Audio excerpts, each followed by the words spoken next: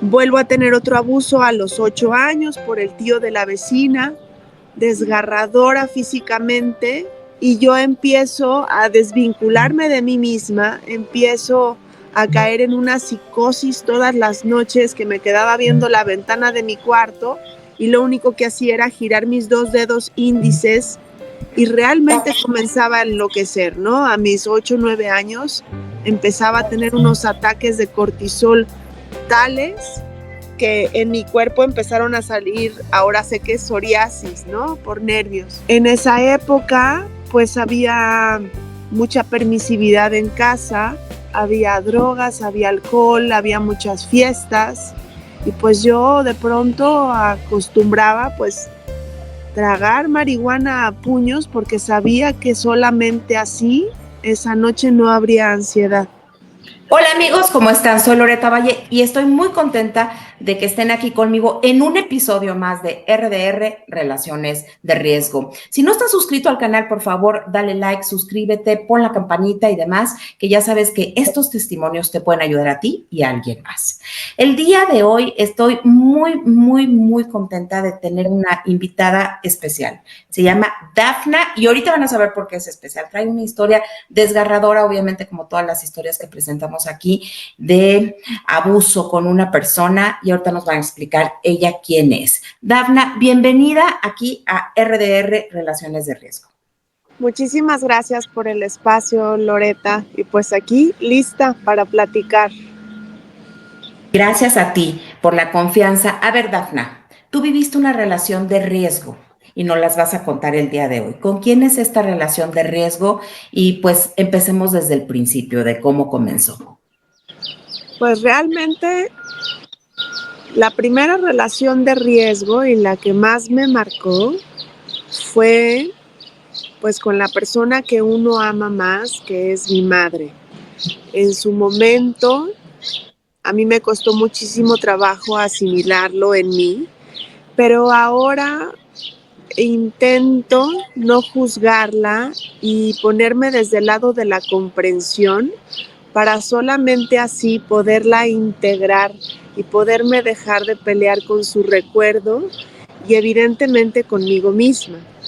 A partir de esta situación de riesgo, pareciera que yo me volví como un imán a todas las situaciones de riesgo existentes.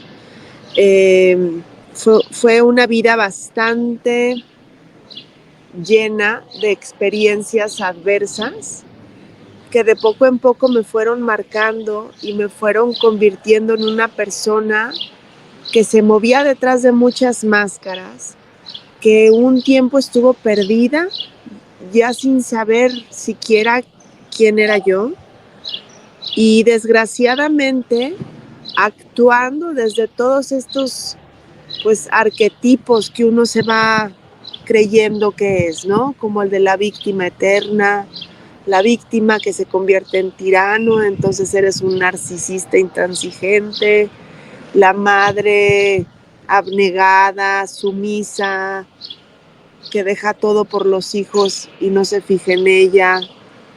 Muchas, la verdad es que me convertí en muchas situaciones de riesgo para mí misma. Dafna, pues yo conozco más o menos tu historia y para mí verdaderamente fue impactante. Al ratito vamos a hablar de por qué conozco tu historia, ¿no? Pero esto que me dices de que pues la primera relación de riesgo que viviste fue con tu mamá y que la has tratado de resignificar y de tener una posición, ¿no? De comprensión hacia y de compasión hacia tu mamá, es porque has trabajado mucho en ti. Pero me gustaría, para los que no conocen la historia, que nos cuentes cómo fue esa relación con tu mamá, ¿no? O sea, ¿qué es lo que sucedió con ella? Claro. Bueno, pues te voy a contar desde antes para tener como un poco de contexto de cómo es todo y de dónde vienen como todos estos patrones aprendidos, todas estas lealtades familiares a las que uno se atrapa y a veces no te das cuenta que no son tus problemas, ¿no? Ni tus formas. Mi bisabuela en Polonia vive la Primera Guerra Mundial Mi abuela en Polonia vive la Segunda Guerra Mundial y llegan a México, pues teniendo esta parte, perdón, del resguardo político, perdón. Y entonces llegan aquí a México a vivir en una colonia de exiliados políticos. Entonces se instalan aquí. Mi abuelita pues ya era grande para ese momento y evidentemente mi abuelita y mi bisabuela en su momento y en la guerra vivieron varios abusos, no solamente de autoridad, sino sexuales, desintegraron la familia, fue un problema pues tremendo, ¿no? Y vivir con esta cosa de la posguerra impacta muchísimo generación tras generación tras generación. Perdón, es que ando medio mal de la garganta. Entonces, en el momento en el que mi abuela se instala en la Ciudad de México, conoce con el que se casa, mi abuelo, tienen 3 hijas, todo va perfecto y al cuarto hijo nace el varón y le da encefalitis cerebral a los 9 meses. Tremenda, pero en el grado máximo, tanto que cada año le decían que ese era el último año de su vida y vivió 40 años. Entonces, mi mamá crece en una familia pues completamente desvinculada, porque al principio eran los traumas de la posguerra y después fueron los traumas que generaba tener un enfermo tan grave en casa.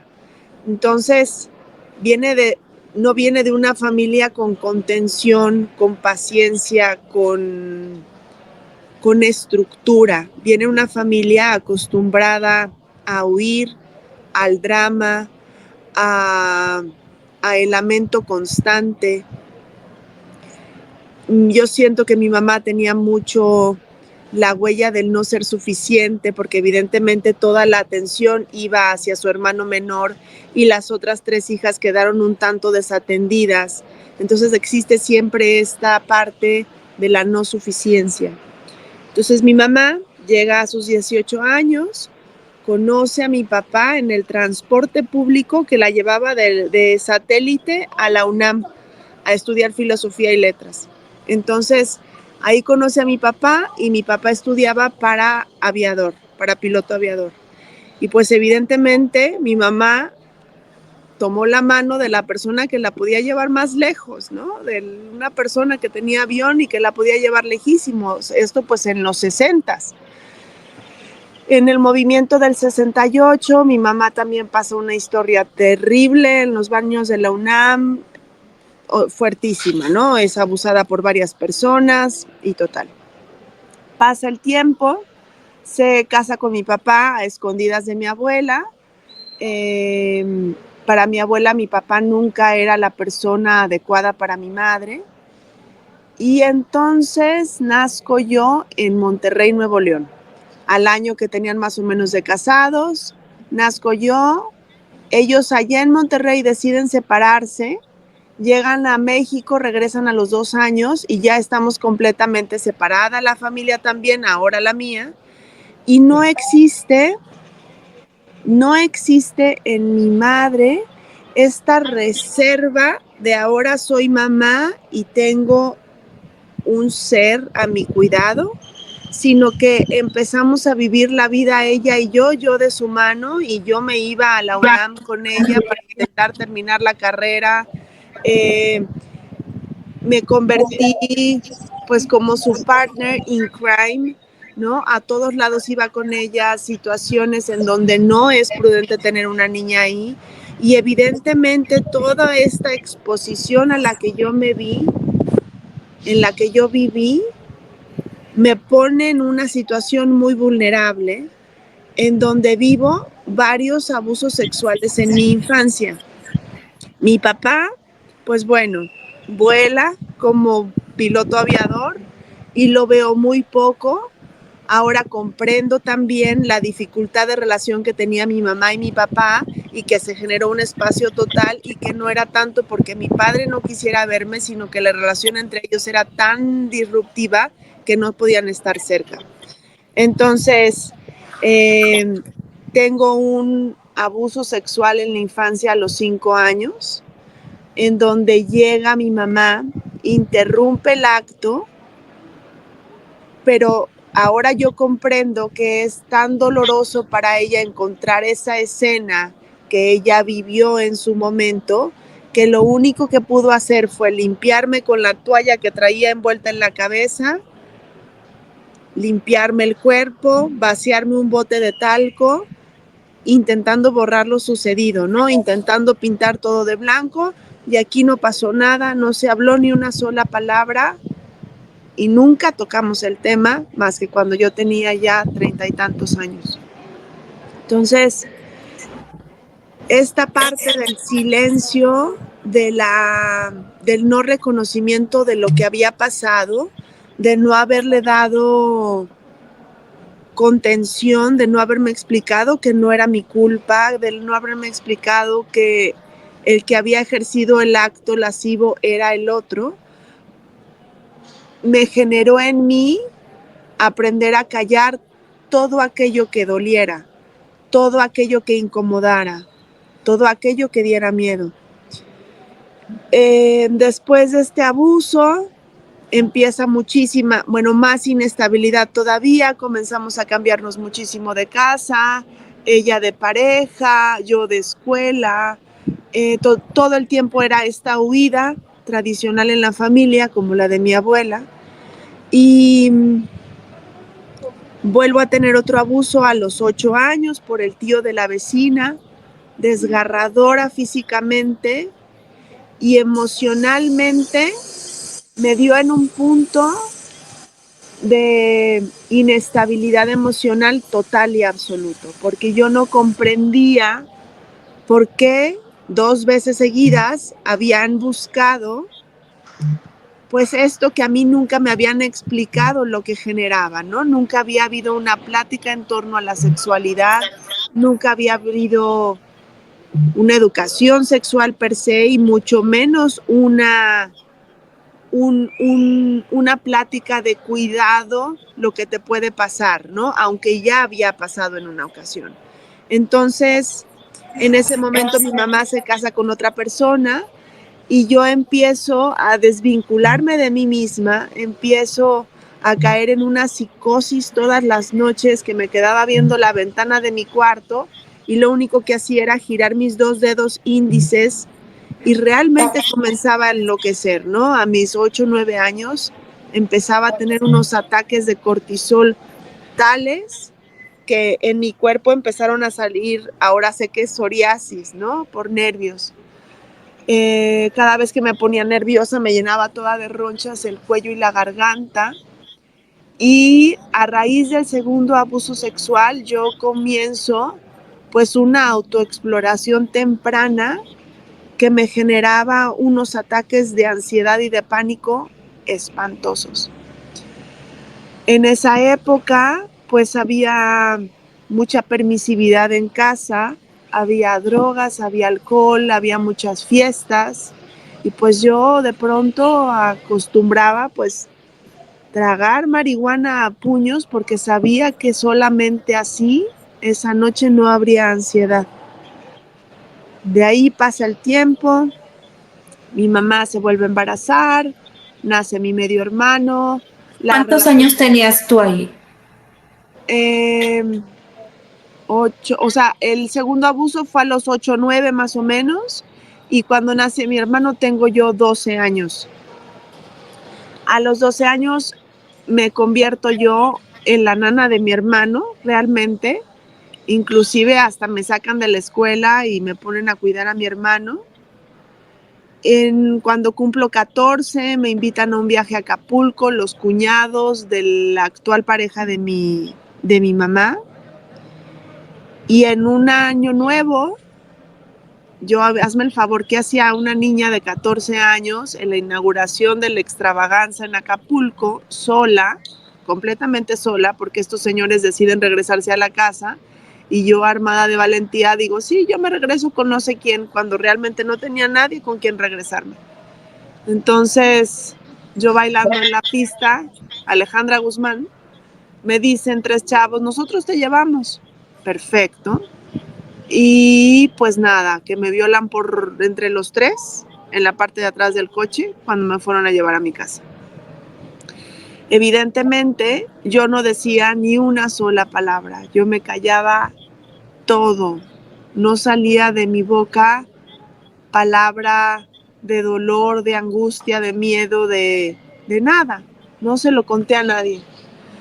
Y así comencé a vivir mi vida adolescente completamente permisiva para conmigo mismo y para con los demás.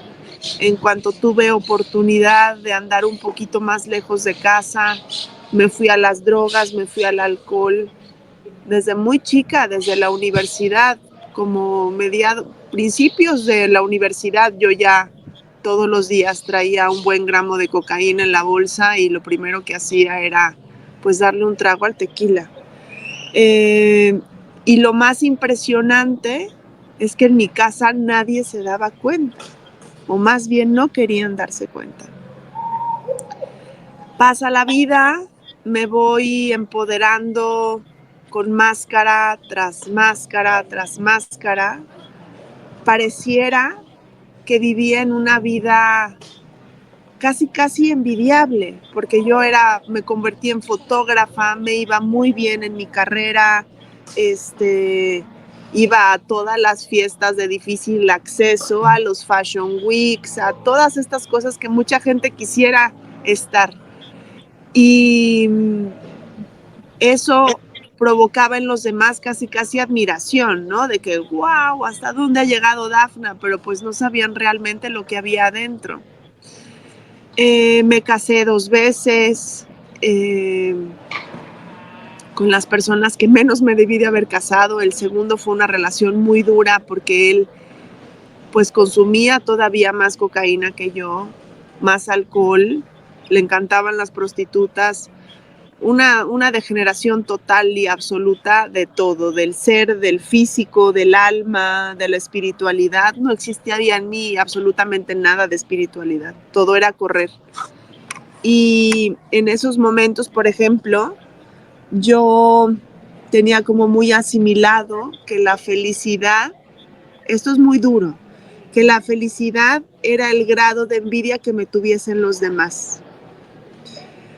Entonces, evidentemente, pues todo era para afuera. Me voy a cambiar de lugar porque me está dando el sol. Sí.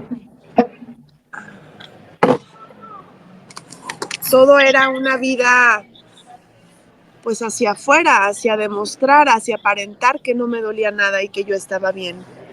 Y a partir de, total, por una cosa y otra, termino viviendo en Puerto Vallarta. Me divorcio de este segundo marido, que la relación era tremendamente dañina para los dos, porque yo tampoco era la flor de todos los jardines, ¿no? Yo también traía muchísima siniestralidad en mí. Entonces termina la relación, me quedo yo viviendo en Vallarta. ¿Cuántos años tenías ahí? 34, 35, 34. Okay.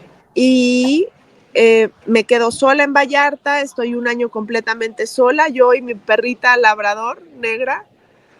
Y de ahí conozco a mi actual esposo y lo primero que me dice es, me gustas tú, pero la cocaína no.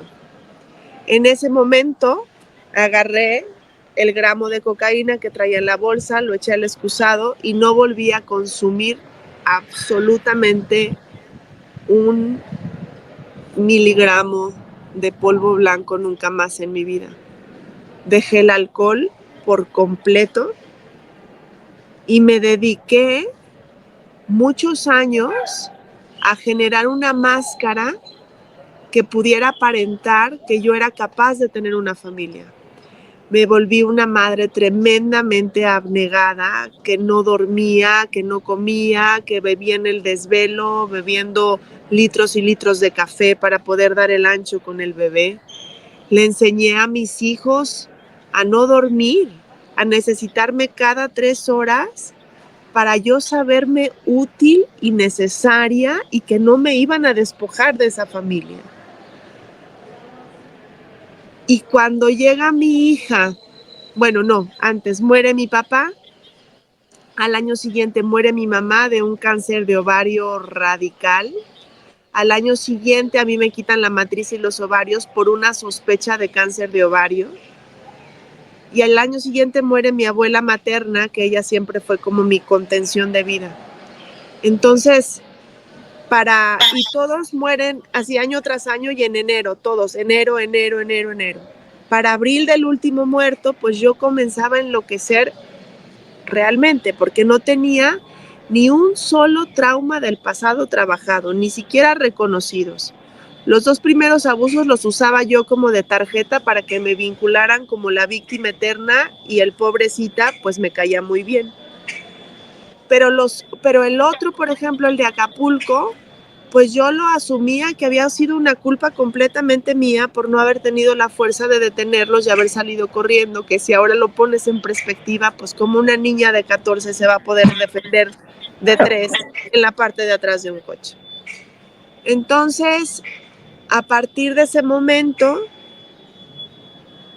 empieza un desajuste mental y emocional tremendo. Yo todo el tiempo estaba enojada, todo el tiempo. Yo soy físicamente muy parecida a mi mamá, solamente que ella era la rubia y de ojos azules y yo soy de otro color. Pero el físico, las manos, la voz, somos muy parecidas. Entonces cada vez que me veía en el espejo, era un enojo, una rabia que evidentemente arremetía contra el primero que se me pudiera enfrente, ¿no? Ahora entiendo que todas esas palabras ardorosas que yo usaba para con los míos, pues muchas veces terminan impactando más que los mismos golpes. Y bueno, un momento, es más, es de las primeras páginas del libro, mi marido me dice, híjole, de verdad que no podemos seguir así, la familia está en peligro, te pido por favor que tomes terapia, hagas algo. Y hay gente que se cura escribiendo. Yo me acuerdo que tú escribías, ¿por qué no lo intentas? Y me pone unos TED Talks en donde salen unos chicos de Nueva York, pandilleros, que logran sanar las violencias de su infancia escribiendo y publicando sus libros y dando conferencias. Entonces en ese momento dejo el berrinche de mi hijo, el berrinche de mi hija, el pleito con el marido, me pongo en la computadora y de ahí sale ese texto de Me siento enferma de orfandad, de Centro Creador. Y a partir de ese momento no dejé de escribir durante 7 años, me la pasé a golpe de teclazos, dejando en cada tecla pues mi corazón, mi herida, mi vida. Al principio comencé sola y después tuve una guía maravillosa de la maestra Silvia Valdés, que la comento mucho en el libro, que ella me ayudó con muchas terapias alternativas, pero me ayudó a darle esta estructura a la catarsis literaria, me ayudó a entender por qué es importante comprender de dónde venimos para saber qué lealtades familiares estamos siguiendo, qué patrones de conducta aprendidos que no son nuestros y poder darnos la oportunidad de encontrarnos a nosotros mismos, aunque sea rotos y deshechos. Yo me encontré en ese momento cuando me atreví a ver adentro, me di cuenta que estaba completamente hecha pedacitos, que era una apiladura de heridas dentro de mí, infectadas, viejas, podridas, que había que limpiar, bueno, pero con zacate, jabón y cloro, para dejar, en un principio fue con la firme intención de que a mis hijos no les pasara, de no pasarles esta piedra general del abuso tan conocida, de cortar la cadena del abuso. A la mitad del trabajo me di cuenta que no era por ellos, que tenía que ser completamente por mí, porque si lo hacía por ellos, pues terminaban siendo responsables de si su mamá se curó o si no se curó, de si su mamá logró pasar ese abismo o se quedó dentro del abismo. Entonces, ha sido un camino largo, ha sido un camino complejo, porque evidentemente poner mi historia y la historia de mi familia en un texto público, pues evidentemente trae pues situaciones, daños colaterales para muchos, ¿no? Desde los que salen en el libro hasta los que solamente como que se dejan ahí intrínsecos, para mí también, pero está siendo realmente resignificante la parte cuando me escriben mujeres diciéndome, no son las mismas escenas, pero sí son los mismos sentimientos, sí son las mismas emociones. Y a la hora de leerte pareciera que me estás dando voz y siento que mis penas se diluyen y me siento comprendida. Y entonces entra este dicho tan tradicional, ¿no? De que donde sana una, sanamos todas. Y pues está siendo realmente resignificante y liberador en este momento. Y Dafna, bueno, me encanta, Dafna, y te agradezco mucho la apertura que tienes. Para lo que no sepan, Dafna está hablando de este libro maravilloso, ¿no? Que es un libro que se llama Sanar para Crecer y Trascender. Está ilustrado por Natalia Telles y aquí cuenta la verdadera historia de todo lo que nos está diciendo, pero a lujo de detalle, ¿no? exacto. Dafna, yo quisiera ahondar en todo esto de lo de los abusos que sufriste, porque hay muchas mujeres que te están escuchando ahorita, hay muchas personas, y también hombres, pero hay muchas personas que te están escuchando que fueron abusadas, ¿no? Y que no se atreven a hablar, que a lo mejor siguen sintiendo que fue su responsabilidad, que fue su culpa, que sienten vergüenza, ¿no? Por este sentido de insuficiencia, de que no fui lo suficientemente X para poder, ¿no? Prevenir el abuso. Lo hicieron porque yo hice algo, ¿no? Esta sensación de ser responsable de algo y la culpa de no haber hecho algo, ¿no? Porque la diferencia, pues tú la sabes perfecto, para los que no la sepan, de vergüenza y culpa. La vergüenza es una emoción que se introyecta, es una emoción de un sentido de insuficiencia. Yo estoy, ¿no? Yo soy defectuosa como persona y la culpa es al hecho, es exterior, es una emoción social. Entonces, ¿qué le dirías tú a todas estas personas que han sufrido un abuso y que todavía no hablan y que aún creen que es su culpa porque algo tienen defectuoso y sienten esta culpa exterior de que no hicieron lo correcto? ¿Qué les dirías? Explícanos esto, por favor. Mira, a mí, por ejemplo, la parte de la culpa me invadió desde el primer abuso a mis 5 años, porque la persona que me abusó era un adolescente que a mí me convenció y yo dije que sí, porque me dijo, ándale, así vamos a ser amigos y voy a jugar contigo todas las tardes. Entonces, esa parte en donde yo accedí, evidentemente cuando la parte física se volvió incómoda, yo quise parar y sacó el que todo mundo usa, ¿no? Que todos los abusadores usan. Ah, ¿no quieres ya? Entonces le voy a decir a tu mamá que fue tu idea, ¿no? Bueno, pues más culpa todavía. Entonces, la culpa, híjole, yo creo que es la eterna compañera de las personas que vivimos abuso sexual infantil. Y es tan importante darnos la oportunidad de vivir sin ella, porque sí se puede. Yo lo estoy logrando, no te voy a decir que ya es una hoja que le di la vuelta, no, yo creo que estos traumas que deja el abuso sexual infantil se tienen que trabajar toda la vida. Pero sí se puede vivir sin ella. ¿Cómo?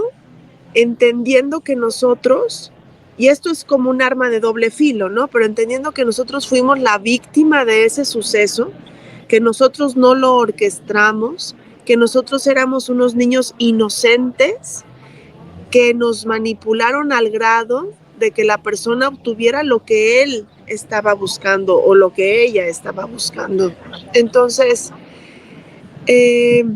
la culpa a mí durante muchísimo tiempo se me presentó de muchas otras formas. La culpa me llevó al autosabotaje, la culpa me llevó a este sentido de no cuidarme a mí misma, de siempre ponerme en riesgo, de siempre sentir necesidad de sentirme a punto de ser vulnerada, a punto de ser usada, ¿no? Porque estos sentimientos desgraciadamente se meten tan dentro de ti que terminas buscándolos, porque es el momento en donde posiblemente obtuviste una atención que no tenías en ningún otro lado y por eso muchas veces acabamos cediendo. La culpa es algo que que yo lo siento en la garganta tremendamente y podemos dar el paso, a dejarlo fluir, a cerrar los ojos y reconocer que no fue nuestra culpa. Y cómo a mí lo que me ayudó tremendamente fue la terapia, la catarsis literaria. En ese momento en el que me puse a escribir con al lujo de detalles, ¿qué es lo que es este libro? Es un libro completamente vivo porque está lleno de detalles y de recuerdos, que me puse a escribir a lujo de detalle lo que pasó, solamente viéndolo en letras, leyéndolo en voz alta, pude asimilar, verlo desde fuera y entender que yo no tuve la culpa absolutamente de nada. Y en ese momento las cosas se acomodaron desde otra forma. Creo que esta parte de levantar la voz puede como tal vez malinterpretarse un poco en la parte de que tengo que salir con una pancarta que diga me abusaron a mis 5 años y volverse activista y hacer todo un ruido y publicarlo en redes sociales. No, no es eso. Es simplemente levantar la voz para nosotros mismos, escribirlo o hablarlo con nuestro terapeuta, para que en ese momento que le pones palabras y lo logras sacar fuera de ti, se vaya a acomodar en el lugar en donde iba y tengamos la capacidad de regresarle la responsabilidad a la persona que ejerció el acto. No seguir cargando nosotros con la responsabilidad de lo que nos pasó, porque éramos unos niños que no teníamos la capacidad de defendernos, la capacidad de racionar el fin que llevaba el acto, que nos dejamos convencer porque nos hablaron bonito, porque tal vez teníamos carencias emocionales y se aprovecharon de ese hueco. Entonces, creo yo que es indispensable hablarlo. Y una frase que uso mucho es que el silencio no sea necesario para sobrevivir, porque acaba matándote. Maravillosa frase. Dafna, estarás de acuerdo conmigo que en muchas ocasiones digo, porque tú aquí accediste entre comillas, ¿no? Porque en realidad eras una niña de 5 años, una niña sin realmente una conciencia, ¿no? Ni siquiera el pensamiento lógico se te había terminado de desarrollar, ¿no? Que se desarrolla esto hasta los 7 años. O sea, tú eras una niñita chiquita sin conciencia y dijiste que sí por lo que tú dices, a lo mejor esta sed de cariño, de atención, de aquí estoy, y te dijo este adolescente, te dijo que iba a ser tu amigo, ¿no? Pero en muchas otras ocasiones las niñas o los niños son abusados por algún familiar, por alguna persona cercana que es adulta, ¿no? O sea, incluso por el papá, por la mamá, son abusados y que los amenazan y que les dicen que no pueden contar las cosas como hace rato lo dijiste, porque voy a decirle que tú quisiste o que tú lo provocaste o que tú, no sé, lo que sea. E incluso los amenazan con, si dices algo, voy a matar a tu mamá o voy a matar a tu papá o voy a hacer ciertas o le cosas. voy a hacer lo mismo a tu hermanita. Exacto, exactamente, ¿no? Entonces, aquí la culpa, ¿tú cómo la ves desde esta perspectiva en donde la niñita a lo mejor no dice que sí, pero se queda callada, sometida entre su agresor bajo una amenaza de este grado? Mira, a raíz del libro fundé una asociación que se llama ILAS, Infancia Libre de Abuso Sexual. Y obviamente hemos estudiado muchísimo, muchísimo el tema y existe esta parte de las reacciones infantiles ante el trauma, ¿no? Ante el momento doloroso. Y una de ellas es quedarte congelado, ¿no? Quedarte completamente congelado, tú lo debes de saber más que yo, ¿no? En esta parte.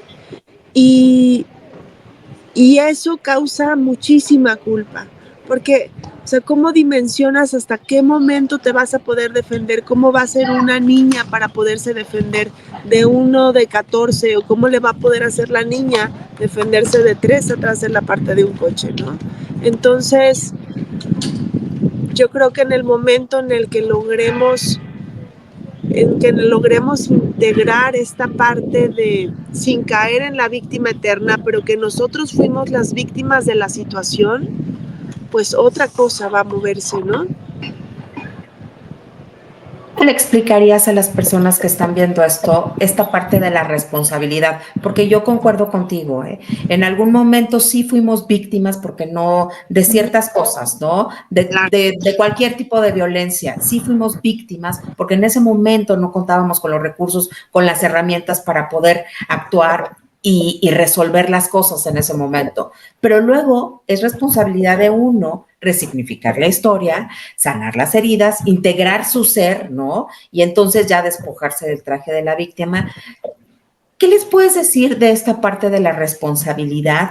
Tú que fuiste una víctima a tu temprana edad y que maravillosamente a través de todas las experiencias que has vivido, llegó un día en el que decidiste, es una decisión, despojarte de este traje de la víctima.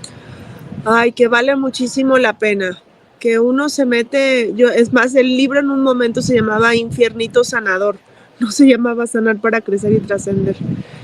Y es realmente una etapa compleja, dura y difícil por la que se atraviesa para poder bajarnos de esa víctima eterna.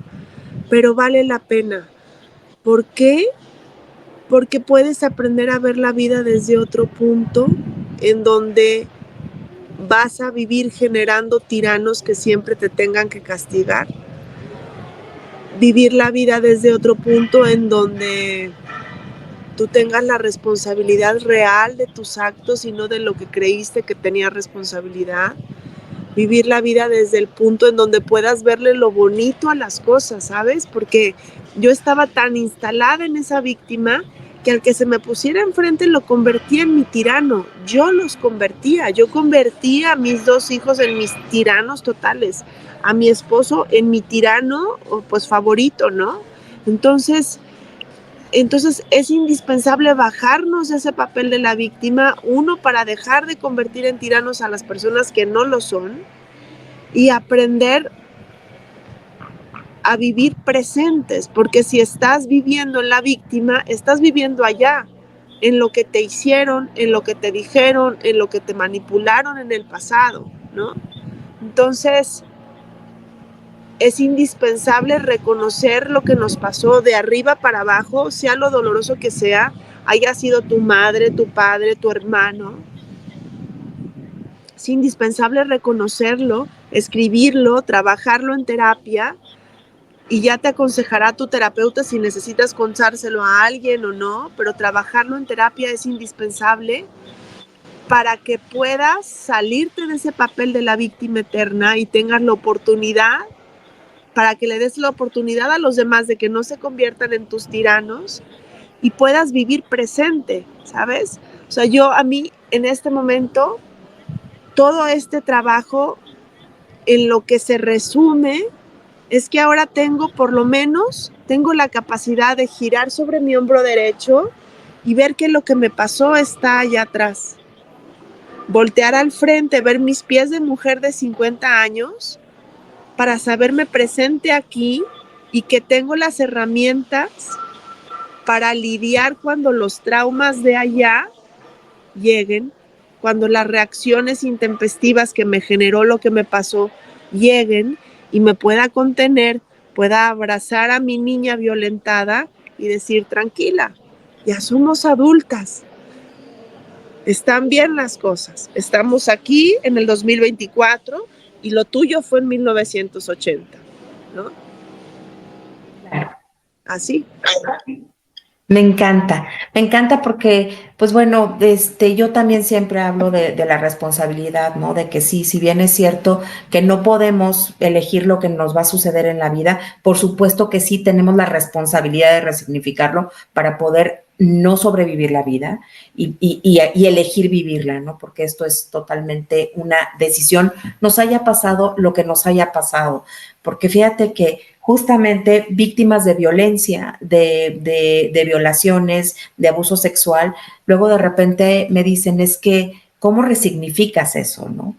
Y pues aquí hay un ejemplo vivo que es Dafna, de cómo lo resignificaste, Dafna. Y no nada más cómo lo resignificaste, sino cómo todo lo que te sucedió lo estás tú utilizando para poder repararte y ayudarle a repararse a otras personas, ¿no? Integrando su ser. Esta fundación que tú tienes, ¿me puedes contar un poquito más para las personas que te están viendo ahorita y que dicen, yo sufrí de algún abuso? Cuéntanos un poquito de esto. Claro. Mira, es una asociación civil sin fines de lucro en donde tenemos dos objetivos principales. El primero, que nació a raíz de lo que mueve el libro en otras personas. Ahorita han sido puras mujeres las que se han acercado. Formé una comunidad que se llama la comunidad Hilas, en donde nos juntamos todos los 25 de mes en Guadalajara, Monterrey y Ciudad de México para hacer un laboratorio de escucha. Y el laboratorio de escucha trabaja de la siguiente manera. Ponemos un tema al mes: la culpa, el autosabotaje, la permisividad. Durante ese mes se trabaja a manera personal, catarsis literaria con ese tema. Yo les voy pasando cada semana como tópicos, ideas, puntos de dónde, hilos de dónde tirar para llegar a encontrar estas situaciones y estas sensaciones en uno. Entonces, trabajamos esto y nos encontramos de manera presencial los días 25 y damos laboratorio de escucha, pasamos la voz y generamos esta comunicación empática entre todas, en donde terminamos coincidiendo en los dolores, coincidiendo en las faltas, y desde ahí se genera como una vorágine de sanación, de acompañamiento, de empatía, en donde no te sientes sola, y está resultando hermosísimo. Es como si fuese un Alcohólicos Anónimos, pero de mujeres que vivimos algún tipo de violencia en la infancia, no solamente sexual. Y es hermosísimo. Entonces, ese es uno de los pilares de Hilas.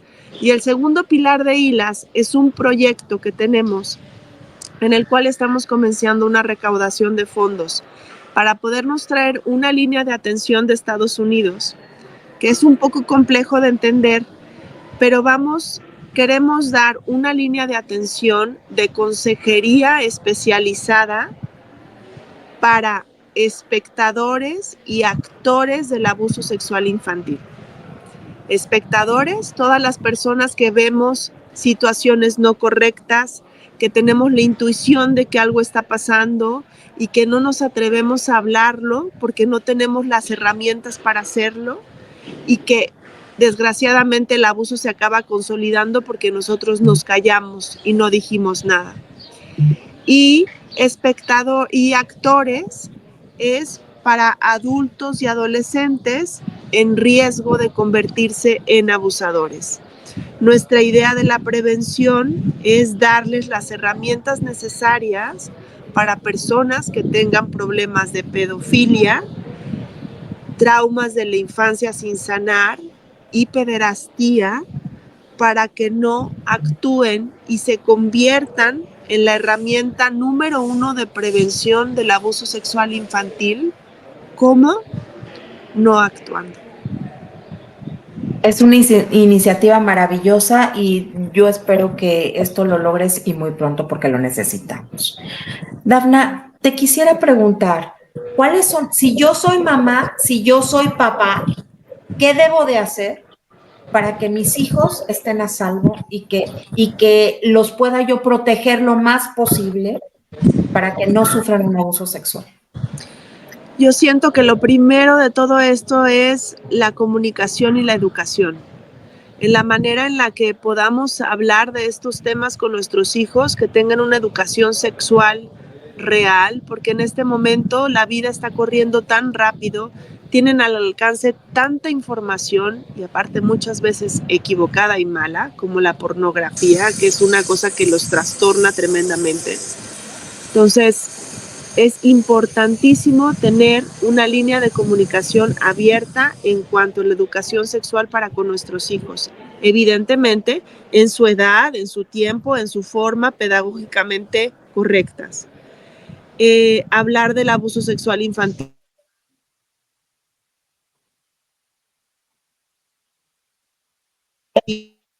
en su edad, generar como planes de familia, ¿no? En donde en el plan de familia está que, por ejemplo, en mi casa no están aceptadas las pijamadas, mis hijos no van a pijamadas.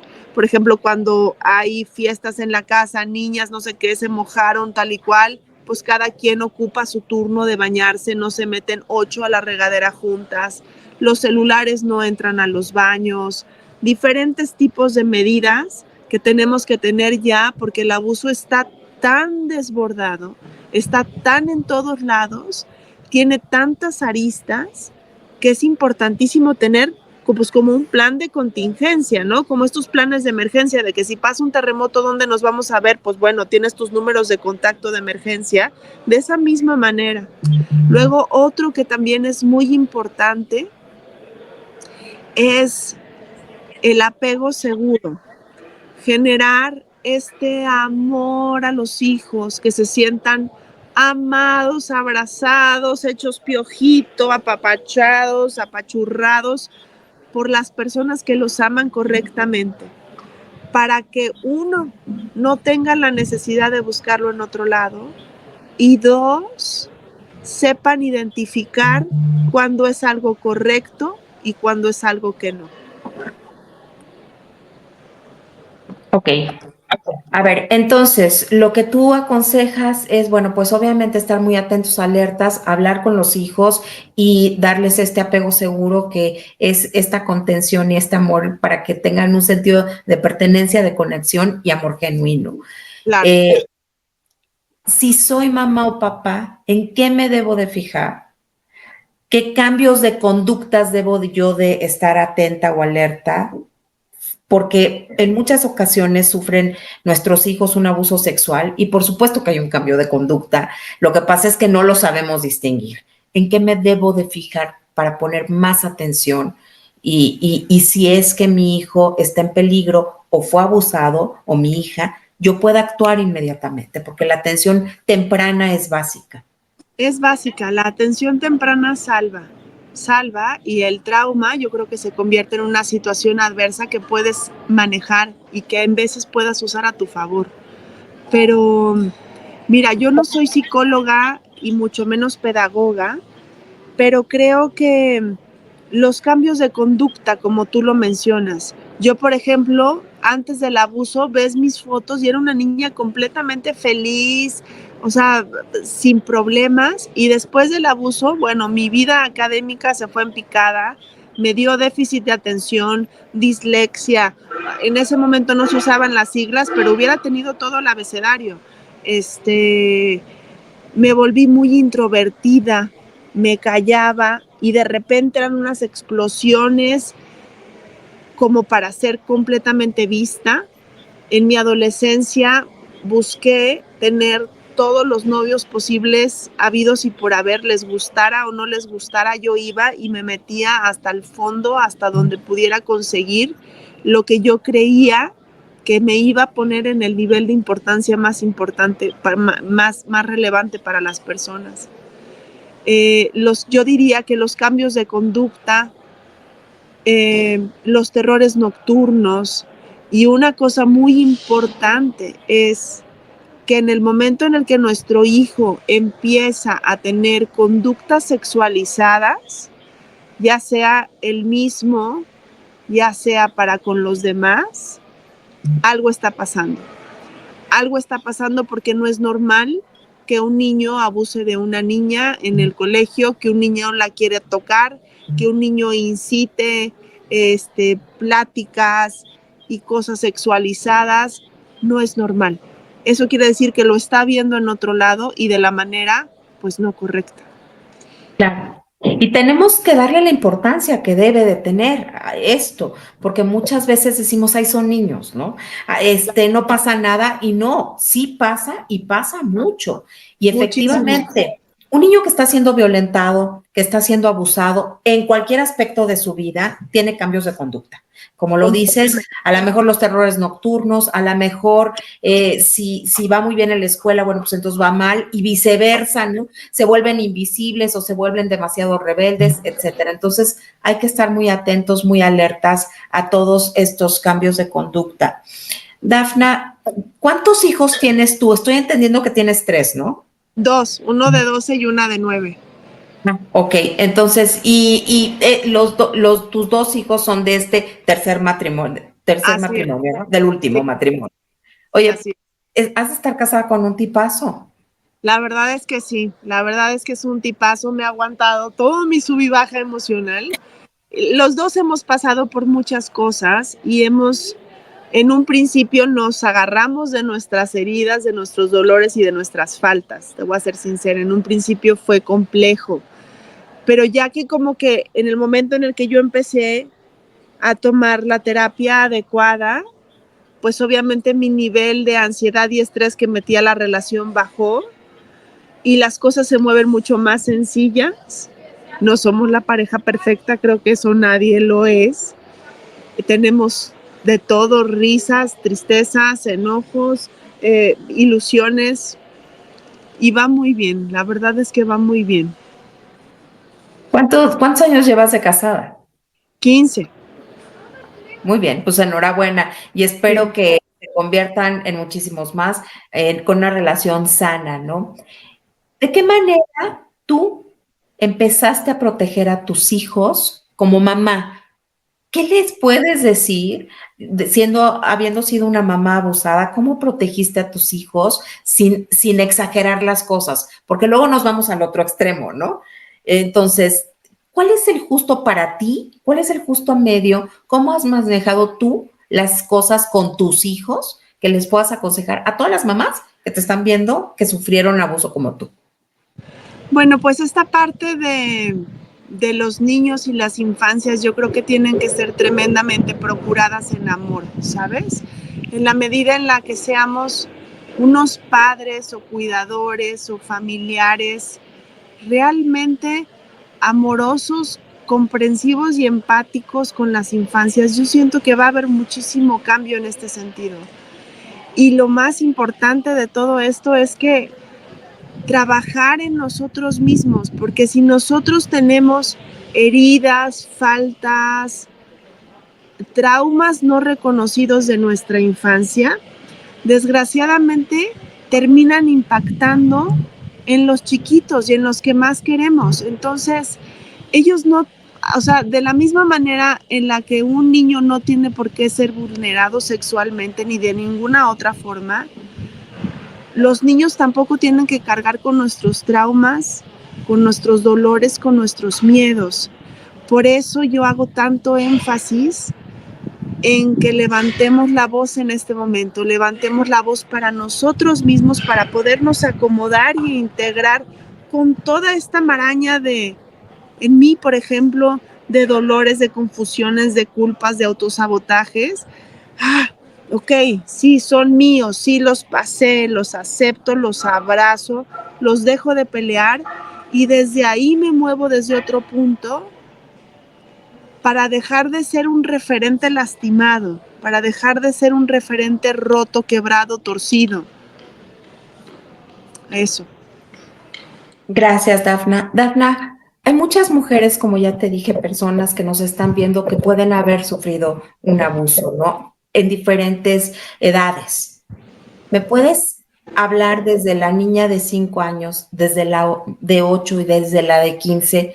¿Cuál fue la diferencia de cómo viviste en cada una de estas etapas para que las que te están viendo puedan sentirse a lo mejor acogidas, identificadas y saber que no son las únicas que están sintiendo esto? Ay, pues a las niñas chiquitas, híjole, la de 5 y la de 8, decirles que no es su culpa el lugar en donde están, que está bien sentir miedo y que está bien llorar y que está bien decirle a mamá que la necesitan, que está bien darse el permiso de deshacerse en llanto y de decir no comprendo por qué me pasó esto, porque yo no me di ni siquiera ese permiso. Yo me tragué el llanto, me tragué la culpa, me tragué el dolor y no dije absolutamente nada. Entonces,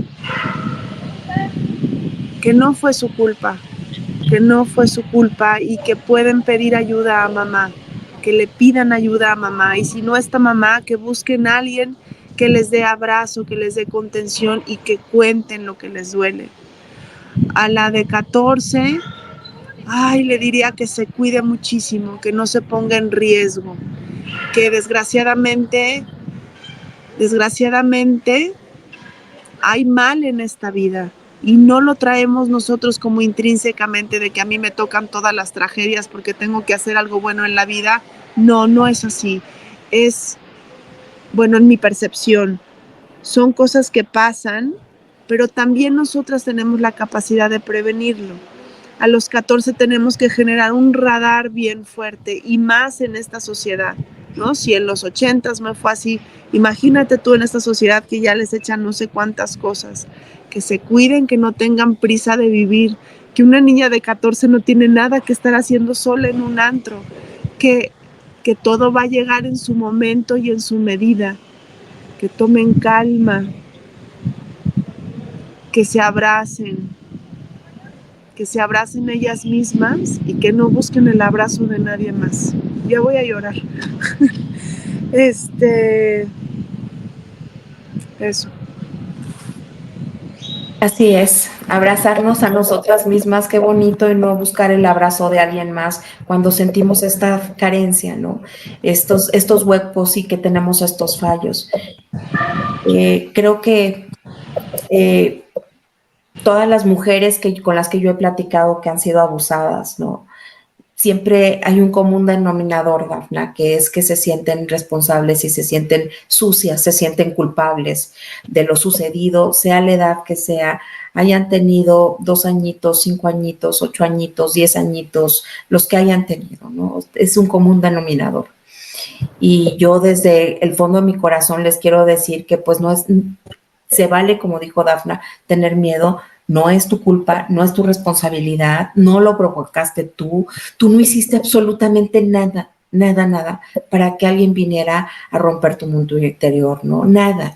Entonces, como dice también Dafna, hay que buscar ayuda. En muchas ocasiones, mamá no escucha, a lo mejor papá no escucha, a lo mejor ellos son los agresores, pero siempre habrá alguien, una figura de seguridad a la que puedas acudir, ¿no? Entonces hay que acudir con estas figuras y si has sido violentada en algún momento, te puedes acercar a Dafna, ¿no?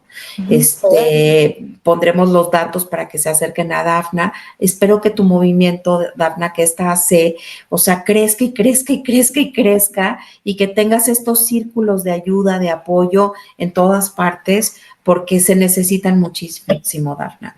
Yo te agradezco en nombre de todas las mujeres y de todas las personas que han sido violentadas, que han sido abusadas, porque te has atrevido a alzar la voz, ¿no? No es fácil pararte y decir, hola, soy Dafna y yo sufrí de abuso. O sea, no es nada fácil, es muy difícil, te admiro, te aplaudo, o sea, te reconozco porque estás haciendo una gran labor empezando por ti, ¿no? Esta responsabilidad de haberte quitado el traje de la víctima, esta resiliencia y esta fuerza que la contagias a muchas otras personas.